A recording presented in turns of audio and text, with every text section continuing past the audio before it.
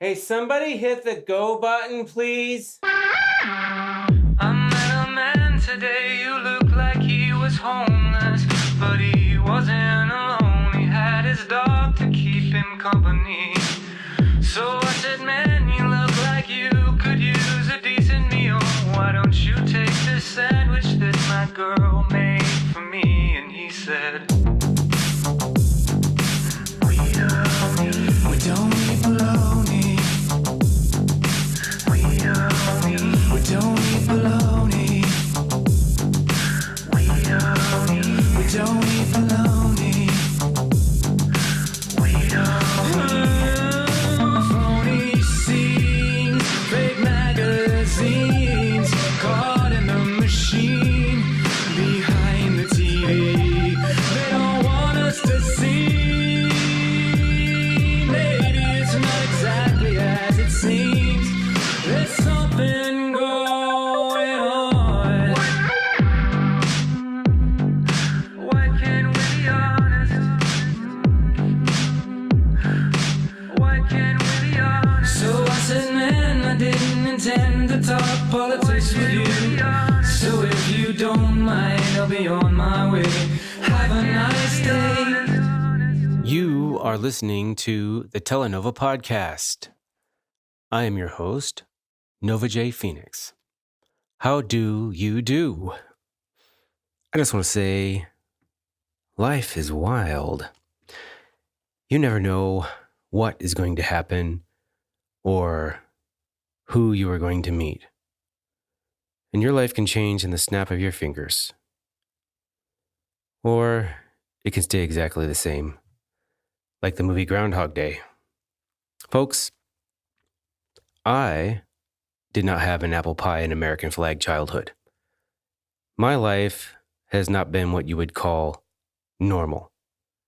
And I used to think the rest of the world had it better than me, and everyone else lived in a 2-parent, 3-child, 2-dog, 2-car garage, go to baseball games on the weekend, and Disneyland every summer life. But I'm older now, and one of the things I realize the older I get is the wronger I was. Probably the same thing for you. Many of you have lived lives divergent from what we would call normal. So what I know now is the world is kind of magical, and weird stuff happens all the time. I've met people who have lived lives divergent from the normal. I've met people that have lived lives so divergent from the normal that a lot of folks would have a hard time believing it. I know there's someone listening to this who has something that has happened that sounds so nuts that they've not told a soul. They may have told a palatable version of it, but not the true story. I can tell you from personal experience, when you have a crazy truth and you meet a non-judgmental person who will actually listen, it does the soul good to say it. Send it to the ground and let it pass through you. And it's not just beneficial to the person telling the story. It's a reciprocal relationship. So that's the point of this podcast. I'm going to tell my story here. And I'm inviting you to come on here and tell your story. Tell Nova your story. Hold on tight, 'cause life's a roller coaster. Hello and welcome. Welcome, fellow experiencers. You have strapped your ass to this roller coaster ride called Life on Earth. The shoulder bar is down, the lap bar is in place. I even heard them click. We can't get off this ride till it's over. Hold on tight. Destination, your guess is as good as Mineville. To the right of your seat, you'll find a hammer. In the event you encounter nonsense, please use the hammer to smash it. To the left of your seat, you will find a clipboard. Please sign the liability waiver and read the terms of service. Hey, someone hit the go button, please. And up we go. While we're ascending, please choose one construct from each of the following categories. 1. Your race. Mixed race features reserved for advanced users only. 2. Your religion. 3. Your political party. 4. Your gender. LGBTQ, ABCDEFG, and so on. And last but not least, good or evil. Note, the quota for evil is already full. If you wish to be evil, first choose good and then switch to evil once the ride begins. Ladies, gentlemen, and unicorns, we are now approaching childbirth peak. Next, we'll be descending into the valley of abusive parents, complete with my favorite exhibit, the Santa Claus lie.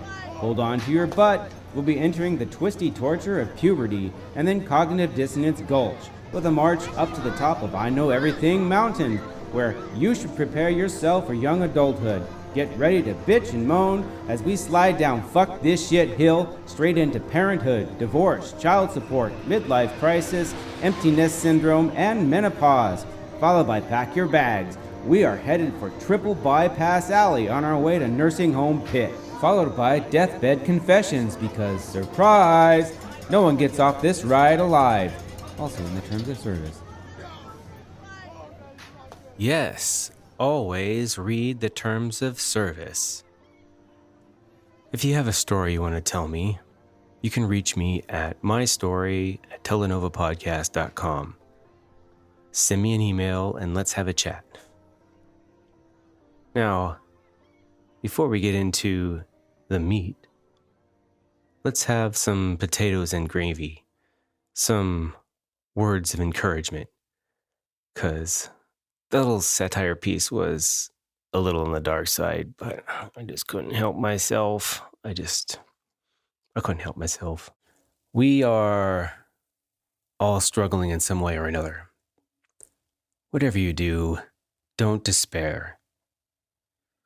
The reasons people do things they do sometimes seem unexplainable to me. These days, seems everyone is wearing their emotional damage on the outside. Sometimes I feel like I don't belong here. I feel like I've arrived at a costume party and I'm the only one not wearing a costume. And it's felt kind of like being a matador in a bullfight with no cape to distract the bull. You're just going to get the horns. Why do people do the things they do? Asking these questions and earnestly searching for the answers, and then deploying the tools you discover in reality is the only way out of your personal hell, the prison you are living in your own mind, the hell you are living in your own mind. Are you still trying to get your ducks in a row? Well, stop it. With the state of the world today, cute little ducks are not going to do anything in this realm except get their asses run over when they try to cross the street. What we need to do is get our dragons in the skies of our minds. That's what it's going to take. Dragons, not ducks. You don't have dragons? Oh, yes, you do. They don't all look the same. We are not all fighting the same kind of battles. So your dragons are not going to look exactly like everyone else's dragons. But you sure as hell have at least one dragon inside. Maybe it's just a baby right now. But you go find it. And you gotta feed it. And whatever you do, don't let your demons know where it is until it's strong enough to fly. And then, when it's strong enough to fly, you unleash that beast and you send it on a search and destroy mission. Send it in search of every lie in your mind that is causing your personal hell. What you're looking for is your truth. Truth is an exhibitionist. She loves to be naked, but she's been shackled and covered. Send your dragons in search of her. Your dragons can see through the camouflage clothing we call lies. And when the bellows fill and the flames of discernment torch the lies of fear, truth will stand before hope, naked and unashamed.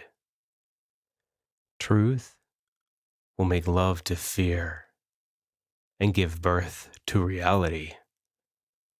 And then you will rise from the darkness in your full power and unlimited potential, a hero for a new world, your reality. The mission of this podcast, what I'm attempting to create here, is a space where you can come and tell your story. I know some people have things happen in their lives that are absolutely incredible. Some of it no one would believe. Some of you have things in your life you've not told a soul. I'm going to start by telling my story, and then it will be your turn. Some of you have had encounters in your life with unexplainable entities like ghosts or what only can be described as aliens. And then some of you are in relationships with people who can't really be people. They have to be angels or demons or aliens or something to explain what's going on. I'll hold no judgment for anyone's belief system. I will explain mine, but at the same time, your story and your belief system is just as valid as mine or anyone else's because it belongs to you. We are all individually living in separate universes effectively because the only person who can see the universe from your perspective is you. Let's begin. My stepmom was an alien. I know, right? Dude, you should not say that. You can't go around telling people your stepmom was an alien. Well, I did, and I do. I say it that way because it's so salacious. It's sexy as hell to say it that way with conviction. But let's bring it down a notch. The truth is, I still don't have all the answers to what really happened. And no, my stepmom was not Kim Basinger from the 1988 film starring Dan Aykroyd. That is not what my stepmother looked like. Instead, imagine feeding Kim nothing but donuts and cigarettes for 10 years, then take 300-pound Kim and make a wax sculpture, and then set it out in the sun in Texas for 3 hours. Now that is closer to what my stepmother looked like. Really, Dad? Oh. Now, one of the first times I said that was to a Hollywood producer. True story. Her name was Zita Mazzola. Her husband was Eugene Mazzola. Eugene started out as a child actor. You can see his work in the movie The Ten Commandments with Charlton Heston and Yul Brynner. Eugene played Ramsey's son, the little bald boy. Then his stage name was Eugene Martin. Later, he became a producer, and his wife, Zita, is also a producer. They were both very kind to me, and Zita loved to talk, and she asked lots of questions, and I found myself talking about my childhood, and this is what came out of my mouth at one point. When I was 17, my dad left my mom for another woman who told him she was sent by God from Saturn to save him from my demon-possessed mother so he can be a general in God's army for the imminent end times apocalypse. Now, when I said that, she said, "Wow, you put that in a script and we'll turn it into a movie."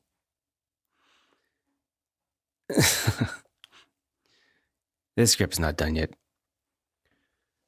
So, how did we get to my stepmom was an alien? The story she told my dad was that she was an interdimensional being who took possession of that body when it died on the operating table during a back surgery. So basically a permanent Bashar. So my dad came home with this woman and told everyone that basically she was his second wife. Now, in the next episode, I'll go into more detail about this part of the story, but here's a little teaser. Now, don't laugh, but she had my dad convinced that she had all these spiritual gifts listed in the book of Acts in the Bible, plus a few extras, like the ability to fly, read minds, telekinesis, and time travel. A few years before this, I was talking with my dad's friend Arlo, and at one point Arlo said, I just love your dad. I can talk him into any darn fool thing I want. So, when my dad arrived home with a second wife in tow, what he believed he was bringing home was something very special. I know for sure that one superpower this woman had was reading people. And she had keyed in on my dad's biggest weakness, the need to be special. There are 2 Aesop fables I am aware of that warn against receiving flattery, like the fox and the crow. Let's jump back to before I arrived here on Earth, so you can understand how my dad got to this point in the story, where he has brought home a second wife who he believes is an alien with superpowers sent by God to save him from my demon-possessed mother so he can be a very powerful man in the upcoming end times apocalypse. Life is wild. I almost didn't make it here. And recently, as I think about recounting this story, I've been having this overwhelming feeling of gratitude for all of the experiences I've had in this life, because the circumstances surrounding the events leading up to my birth were nuts. And I almost didn't make it here. So my mom joined a cult in the late 60s called the Jesus People. And later, I'll cover this group in more depth. But for now, we're just going to talk about them a little bit. And now out of the Jesus People movement came another group called the Children of God, later branded the Family International, founded by David Berg. I don't know why so many cult leaders have to have the name David. Mystery to me. But David Berg was a former Christian minister The reason I mention this group is because this is where my parents met. This is where their two stars collided and produced me in this cult. Now, Netflix has produced a documentary you can watch for more in-depth and entertaining expose on this cult than I'm going to be able to do here. So anyway, my dad joined this offshoot of the Jesus People, the Family International. And this is the story he told me, was that he was a youth pastor and he caught his wife in bed with another pastor twice. Two different pastors, so he kind of got soured on the church. And I have two half-brothers from this first marriage, but this is where my parents met, in the Children of God cult. My dad was 15 years older than my mom. So let me kind of boil down the story she told me. When you join this cult, they took all your belongings, including your spouse and your children. Turns out, first thing they take, though, is your mind. My dad never got his back. So, one of the philosophies of all these counterculture times was a distrust for anyone over 35. Hilarious, because David Berg himself was 50 years old when he founded the Children of God. So you have a 50-year-old telling a group of his followers not to trust anyone over 35, and they trusted him, giving his advice. Is a circular reasoning.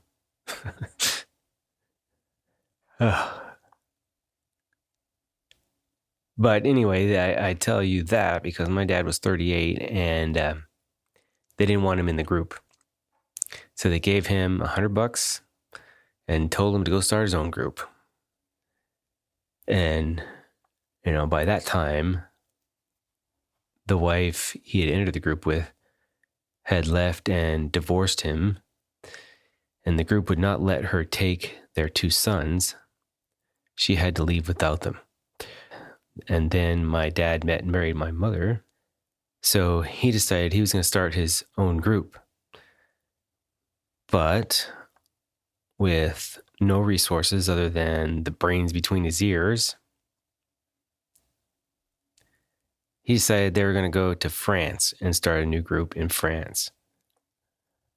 So my dad took my mother and his two teenage sons across the country from Texas to New York to get on a plane to fly to France to start a new religious cult based on the teachings of David Berg. Now, how did they fund it? They stole a van and went from church to church, stealing audio equipment and selling it. The churches were part of the system. This was a philosophy they had. The system and the systemites. And members of the churches were the enemy. I got to witness when I was very young what happens to people when they remove their moral judgment from the framework of religion without attaching it to basic tenets of decency like empathy. But anyway, they made it to New York and got plane tickets to Europe. My dad, his two teenage sons, and his 25-year-old pregnant wife. They had no money, no profession. They had one skill: stealing. Any parents listening who have been through the stress of bringing a new life into this earth, imagine this. if you were my mother, you're 6 months pregnant, your husband decided to drag your ass to France with no money and no support of any kind to start a religious cult. What's going to happen? Well, my mother lost 50 pounds in 2 months while she was pregnant with me from the stress and lack of food living on the streets of Paris. Imagine being a newly married 25-year-old woman with a demure personality, and you find yourself 6 months pregnant and your husband's getaway driver while he commits grand theft. It's Grand Theft Auto, the home game. Okay, folks, that's where I'll bookmark the story for this episode. And I'll continue the story next week and give more detail about a stepmom. Should be fun. To close out this segment, I want to talk a little bit about my spiritual evolution so you can know where I am at this moment and kind of get an idea of who you're listening to. This is relevant to the story because belief is the weapon that was used to hijack my parents before I was born. I spent a lot of time trying to unravel this construct, belief, and I've spent a lot of mental energy in different philosophical sandboxes than the one I find myself in today. It's not that difficult to get people to believe something. It almost doesn't matter what it is. Some years ago, I stopped being so concerned with what people believe, and I started asking why. Why do people believe what they believe? If you want to have some excitement in your life and maybe duck a few shoes and chairs, you can do the same thing. And I mean, really ask. You say, tell me about the journey inside your mind that led you to the particular belief that you hold right now. I talk about the fact that the vector that brought me to Earth in exactly the way I arrived is the belief that the words of one man were true. The search to understand how beliefs work brought me through several stages of growth. One of the first was breaking down the word itself. So let's start with the first two letters, B-E. What does B-E spell and mean? It spells be, to exist, right? A state of being. And the next three letters are L-I-E. What does that spell? Lie. That's what it spells. The last two letters in the word, believe, are V-E. These two letters are very powerful. V. The two words make a sound that means life or to move, motion. In Latin, we have the word viva, which is life. Viva, va. So when you put all this together, what we have is a lie in motion. Believe is a proxy for know or knowledge. I'll explain how this thought came to me at another time. But when it did, I thought I uncovered one of the most profound elements of pain in our human existence as we know it today.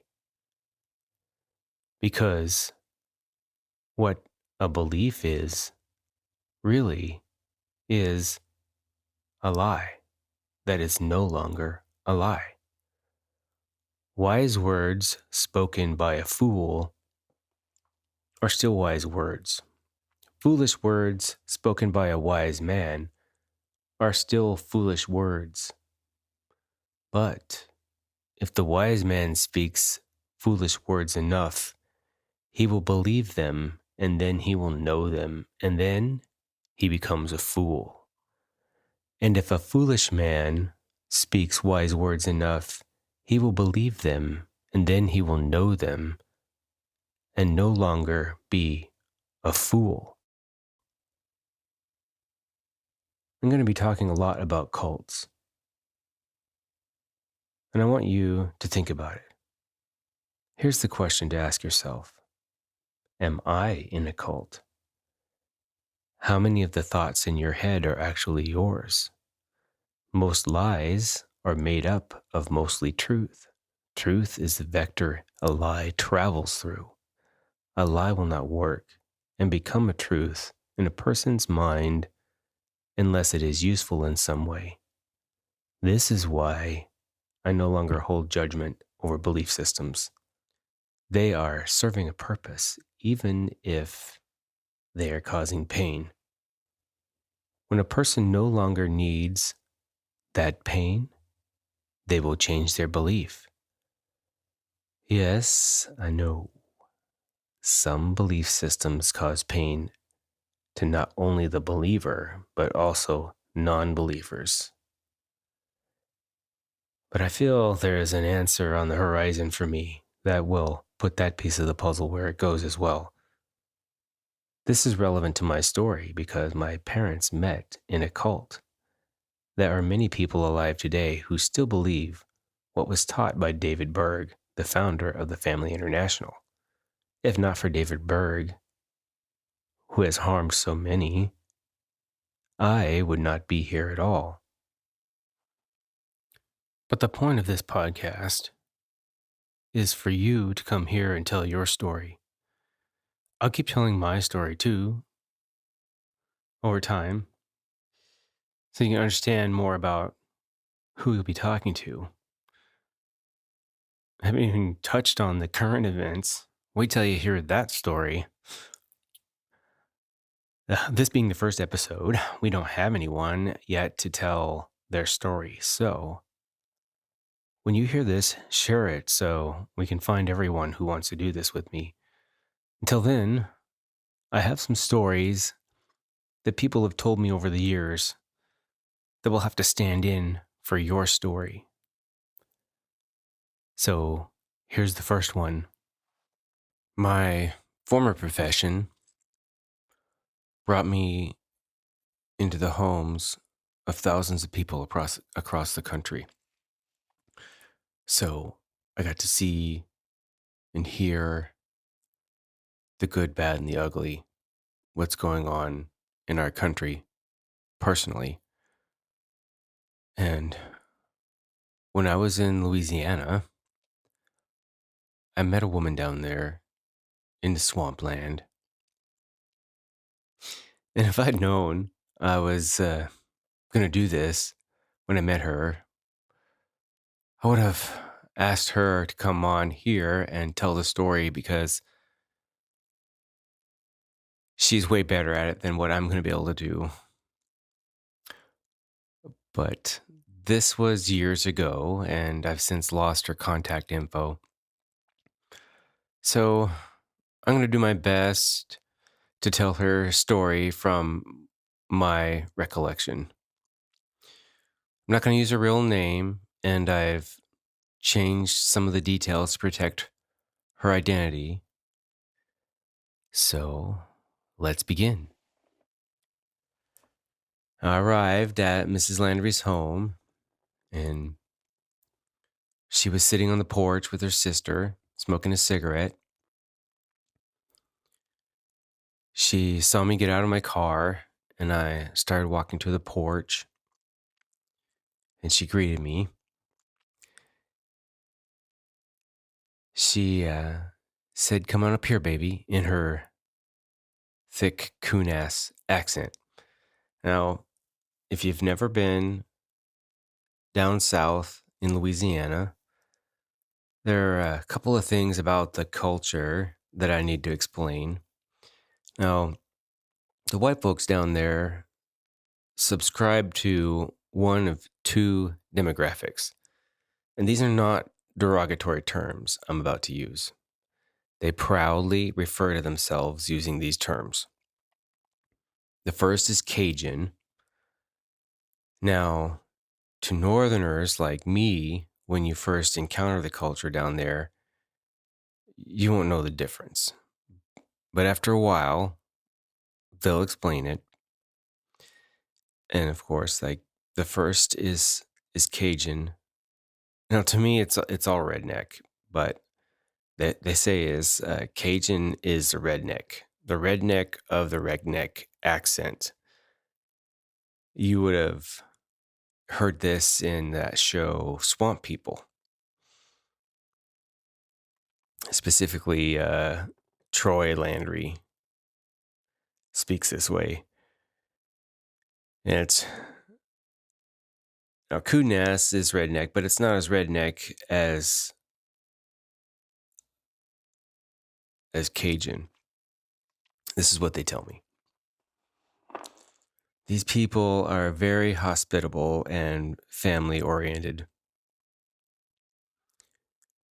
At first, I had a difficult time understanding the Kunases too, but not as much as the Cajuns. But after a while, I did become accustomed to the accent. Of course, to them, I was the one with the accent, which is one of the things they let me know. One of the things I had to get used to is that the ladies would call me baby all the time. It's not a come on.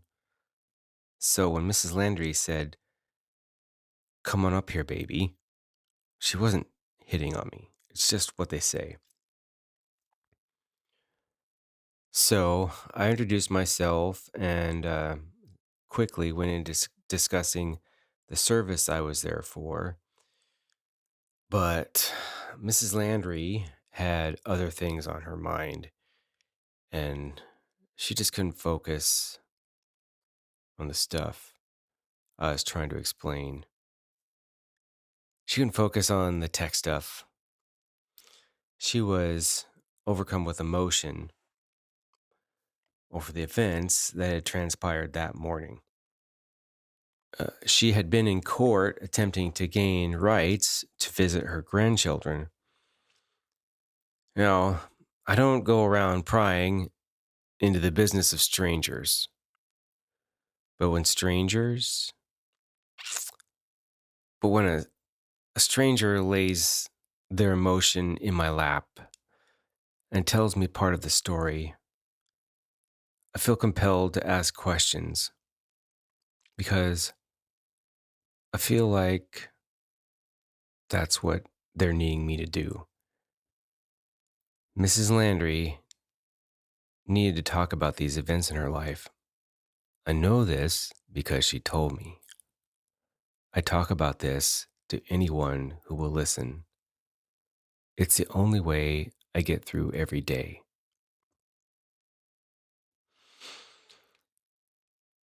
So I asked, "Why are you having to fight to see your grandchildren?"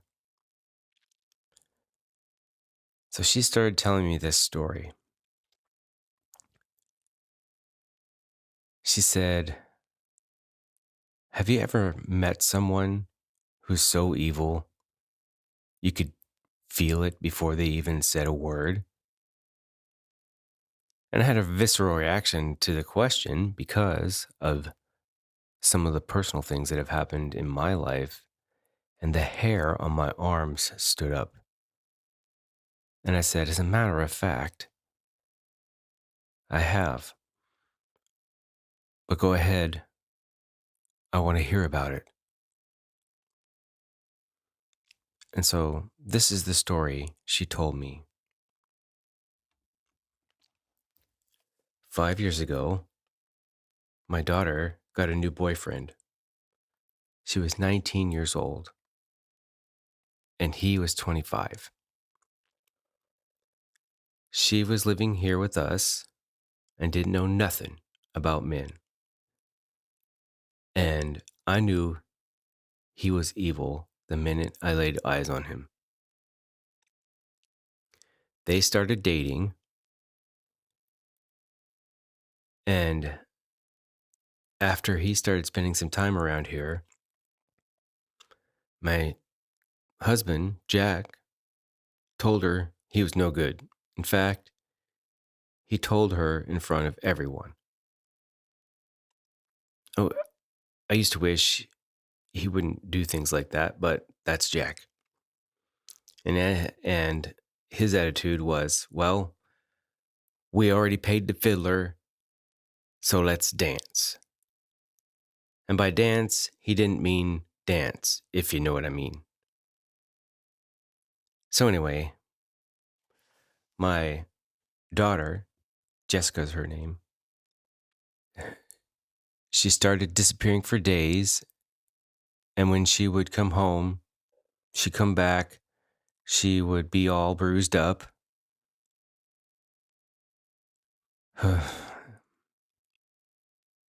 And she'd bring Ben over here and they'd say she fell or some crazy story like that to explain away his abuse. And she said, so I bet you can guess the next thing that happened was that she got pregnant. She got pregnant and Ben moved in here. He didn't have a job and he wouldn't help around here with the house or with the farm. You see, we have 30 acres here and they wouldn't help with the house, much less taking care of the animals. And they were constantly arguing, disappearing for days. They'd come back and things would be fine for a while, but then it would start all over again. So this is what it was like. I had my 19-year-old daughter and her abusive boyfriend living in my house, and neither one of them were working or helping. Neither one of them. Until right before the baby was born. And then Ben went and got a job at the plant, and, when the baby came, everything was looking good. It's like all the demons left. Ben started helping run the farm, and his job was going well. And then the baby was born, and everything was amazing. We had such a good time. And Jessica got pregnant again, and everyone was so happy. They got a place of their own, and it all seemed like it was going to be glorious for a while. It's like Ben had been delivered from whatever was afflicting him. I don't know what happened to make it change. Maybe miracles make miracles, but it didn't last. After the second baby was born, my grandson, it all started to go back the way it was before. Ben lost his job, and they wanted to move back in, but Jack told him it was so bad the last time that they couldn't. So Ben came over here all the time, cussing and threatening Jack. At this point, I interrupted and I asked, so were you able to see the grandkids at that time? I mean, when all this was going down, did he come over when Jack was at work? And where does Jack work? What does he do? And Mrs. Landry got real quiet. And she was trying to speak, but she was all choked up. And she said, Jack's not with us anymore. It's just me and my sister now. And I'll tell you, my heart fell into my stomach and I just wanted to go home. I didn't want to feel what I was about to feel when Mrs. Landry told me what happened to Jack. But I was just looking at Mrs. Landry in her eyes, and she drew back the left side of her blouse to reveal her left shoulder, where I could see some horrific scars. She said, Ben came over here and walked right into the kitchen, and I turned toward him and he stabbed me right here, over and over. And I tried to run, but he stabbed me in the back. He stabbed me 22 times and left me for dead right here on the porch, right here. Jack was over there by the barn working on the tractor, and I could see Ben walking toward Jack. I tried to yell, but I couldn't make a sound. All I could do is watch. Jack had no idea Ben was walking out there to kill him. All I could do was watch as Ben stabbed my husband to death. He brutalized him so bad, and then he left. He thought he killed us both. I don't want to describe the state of mind I was in when she was telling me this, but I did manage to ask, "How did you survive?" She said, "All I could do was pray. I could feel my life was about to be done. I prayed, Lord, let me be with Jack. I tried to get up so I could go be with Jack, but I couldn't move. I just laid here on the porch. It was getting cold and dark, and I saw a bright light, and I felt it take a hold of me. I passed out, and I don't know how long I was out, but when I woke up, there I was on the ground next to Jack. And so I said, wow, after all that, you mustered up the strength to walk all the way over to where Jack was and be with him? She said, no. The angels brought me there. There were no blood trails and no footprints. The angels brought me there.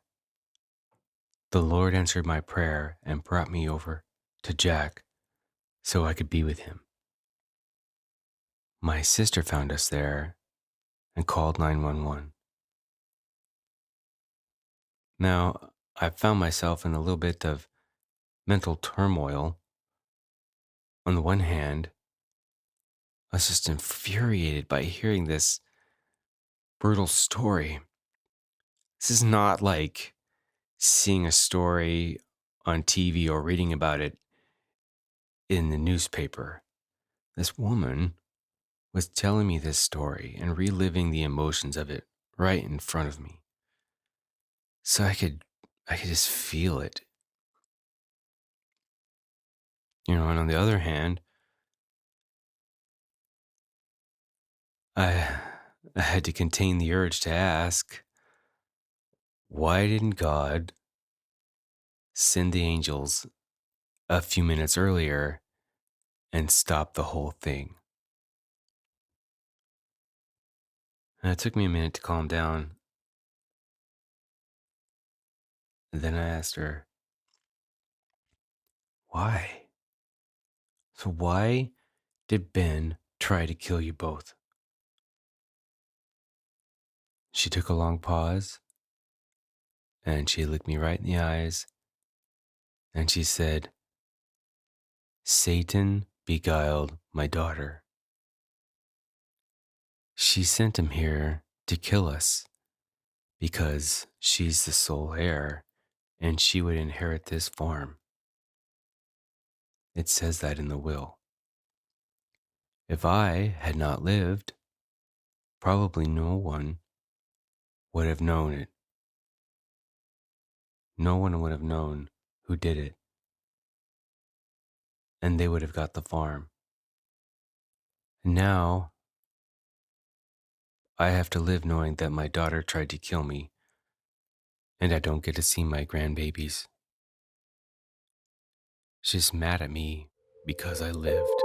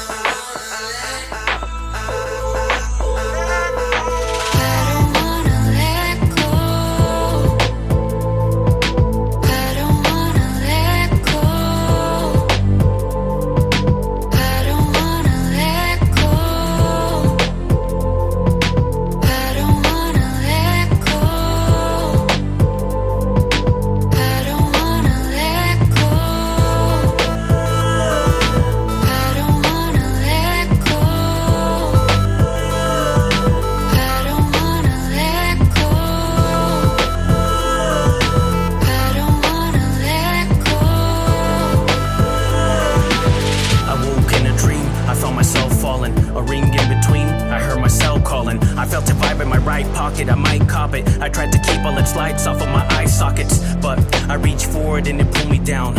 I was falling like a meteor, I hit the ground. I didn't feel a thing, but yet the phone still would ring. I was getting annoyed by the sound, I want to guillotine.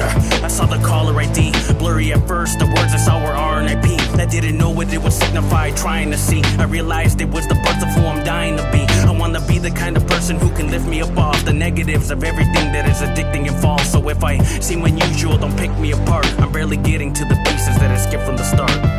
First I started with my therapy. I was hiding all my emotions, and then apparently if you hold them for long, they blow up so hysterically. They mumble in your head and repeat it like it's a parakeet. Had to go inside my mind and find the things that I knew, repairing the damage I grew with all the things that I do. So if I seem unusual, don't kick me, I'm due to open up the chamber of secrets, I'm thinking it through. It's been sealed up cause I marinate, soaking in the past of my traumas, I wanna barricade. I am but a victim of drama, I thought to serenade. Mix it all together, the flavors have an apparent taste. So if you wanna know what I infuse, it's all premature like the baby I induced. Jesus Christ, can you nail me up on the cruise? I'm about to find the lose. I will drink your blood cause I'm thirsty, cause all my mind is loose.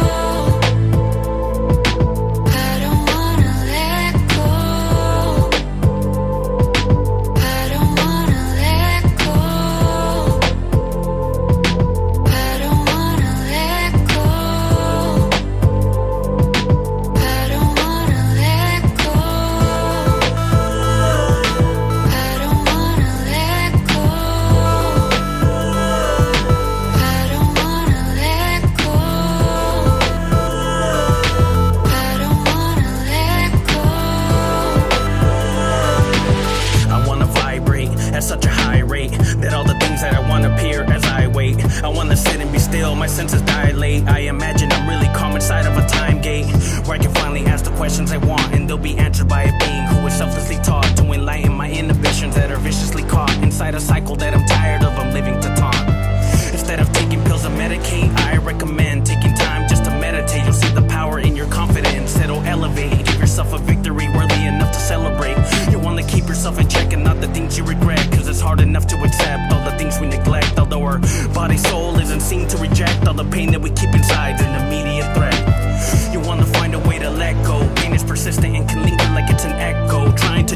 is true to you, you say heck no.